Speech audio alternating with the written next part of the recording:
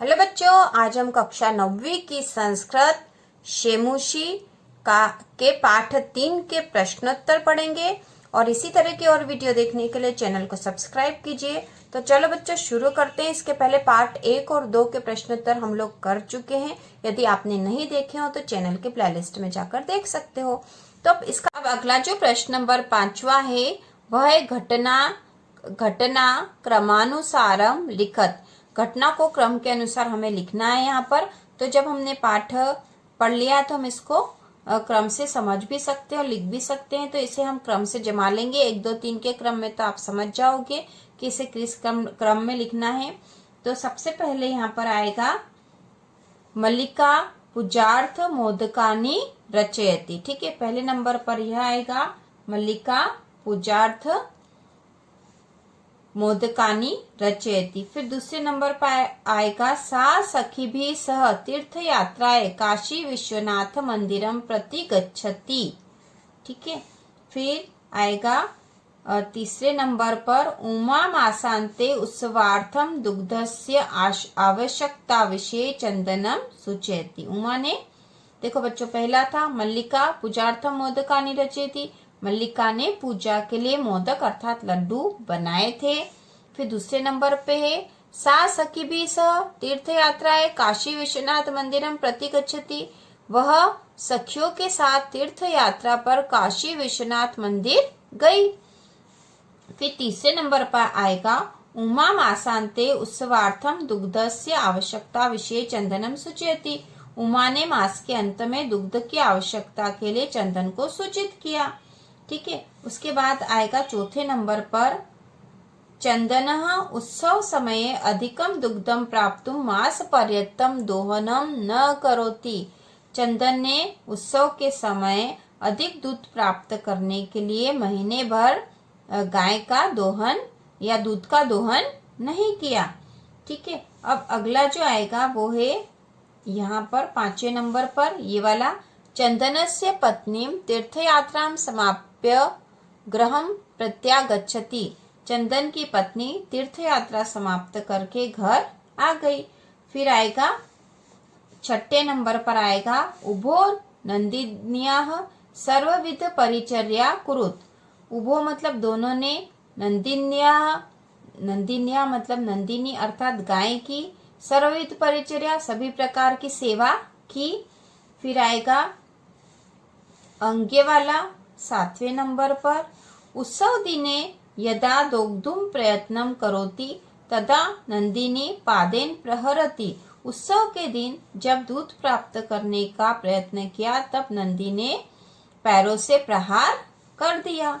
और फिर इसके बाद आएगा च वाला। ठीक है, 8वें नंबर पर कार्याणि समये करणीयानि इति चंदनः नंदिन्याः पाद प्रहारेण अवगच्छति। कार्य को समय पर करना चाहिए, ऐसा चंदन को नंदिनी के प्रहार से समझ में आ गया कि जो काम हो वह उसी समय कर लेना चाहिए। ये बात उसे समझ में आ गई। अब प्रश्न नंबर 6 है अधोलिखितानि वाक्यानि कह कम प्रति कथयति इति प्रदत्त स्थाने लिखत। कह कम किसने और किससे कहा, यह हमें बताना है यहाँ पे। तो पहला तो कर रखा है यहाँ पर स्वामीन प्रत्यागता अहम आस्वादय प्रसादम। स्वामी प्रत्यागता अहम, मैं वापस आ गई हूँ और प्रसाद का स्वाद लीजिए। तो यह मल्लिका ने कहा था चंदन से। क वाला है धन्यवाद मातुल याम्य धुना।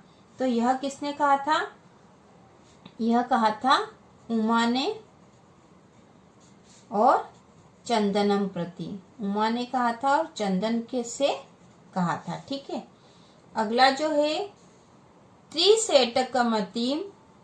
त्रिसेटकमितम दुग्धम शोभनम व्यवस्था भविष्यति। तो त्रिसेटकमितम दुग्धम शोभनम व्यवस्था भविष्यति। तो यह किसने कहा था कि इतने दूध की व्यवस्था हो जाएगी, यह कहा था चंदन ने कहा था। और किससे कहा था, उमाम प्रति, उमा से कहा था। ठीक है, उमा से कहा था। मूल्यम तु दुग्धम विक्रीयेव दातुम शक्यते। मूल्यम तु दुग्धम विक्रीय दातुम शक्यते, मूल्य तो दूध बेचकर ही दे पाऊंगा। ये तो ये किसने कहा था? ये चंदन ने कहा था। ठीक है, चंदन ने कहा था। और किससे कहा था? किससे कहा था? देवेश से कहा था। ठीक है, देवेशम प्रति, देवेश से कहा था, जो कि कुंभकार था। पुत्री के नाहम पाप कर्म करोमि, ये किसने कहा था? देवेश, देवेश ने कहा था। और किससे कहा था? मल्लिकाम प्रतिम, मल्लिकाम प्रतिम। ठीक है, मल्लिकाम प्रतिम। ठीक है, मल्लिकाम प्रतिम। अगला है देवी मयापि ज्ञातम यदस्माभिः सर्वथा नोचितम कृतम। ठीक है, ये किसने कहा था कि हमने सर्वथा अनुचित किया है? तो ये कहा था चंदन, चंदन ने कहा था। और किससे कहा था? मल्लिकाम प्रतिम, मल्लिकाम प्रतिम। ठीक है, मल्लिका से कहा था। तो इस प्रकार से हमने कर लिए बच्चों। अब प्रश्न नंबर जो 7वां है, पाठस्य आधारेण प्रदत्त पदानाम संधि संधि छेदम व कुरुत्व, संधि और उसके विच्छेद करने में शिवास्ते, तो शिवास्ते का आएगा शिव, शिवाह धन ते। ठीक है, शिवाह धन ते, यह विसर्ग संधि है। मनः हरः, तो ये तो संधि है, मनः धन हरः। ठीक है, मनः धन हरः, और उसका संधि बनेगी मनोहरः, और यह भी विसर्ग संधि है। सप्ताहन्ते, तो इसका होगा सप्ताह धन अंते। ठीक है, सप्ताह धन अंते, तो यह दीर्घ स्वर संधि है। नेच्छा में, इसका होगा बच्चों न धन इच्छा में, न धन इच्छा में। ठीक है, न धन इच्छा में भी गुण स्वर संधि है। और अत्युत्तम, तो इसका होगा अति धन उत्तम, अति धन उत्तम, और यह होगी यण स्वर संधि। ठीक है, तो ये स्वर संधि है और ये ऊपर वाली दोनों विसर्ग संधि है।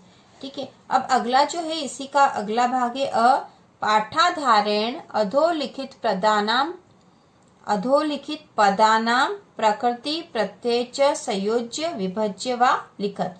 तो यहाँ पर इन पदों के हमें प्रकृति और प्रत्यय या तो जोड़कर, संयोज्य मतलब जोड़कर लिखने हैं, या फिर विभाजित कर कर लिखना है। ठीक है, तो करणीयम, करणीयम का आएगा क्र धन अनियर, क्र धन अनियर, वि क्री धन लियर, तो इसका होगा, इसका हम इसको जोड़ के लिखेंगे विक्रिय। ठीक है, क्या लिखेंगे? विक्रिय। फिर पठितम, पठितम का आएगा पठ। ठीक है, पठ धन कत। ठीक है, आधा क और त, आधा क और त।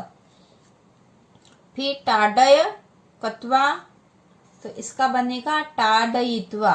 ठीक है, टाड ये आधा त वा, टाडयित्वा। फिर अगला है दोग्धम, दोग्धम का आएगा दूह। ठीक है, दूह धन तुमुन,